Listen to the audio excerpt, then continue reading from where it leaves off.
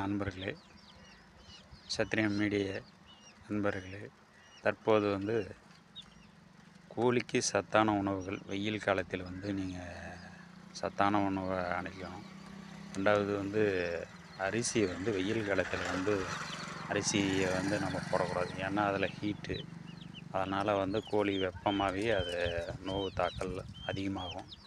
அதனால் நாம் என்ன பண்ணலாம்னா, டெய்லியும் ஒரு வேளை எடுத்துக்கிட்டாலும் சரி, 2 வேளை எடுத்தாலும் சரி, ஆனால் கம்பரிசி, கேழ்வரகு இது மட்டும் சாப்பிட்றது உணவாக கோழிக்கு வச்சா போதும். அப்புறம் மதியானம் பார்த்திங்கன்னா, நம்ம பழம் வகைகள், தக்காளி, பப்பாளி இது மாதிரி நீர்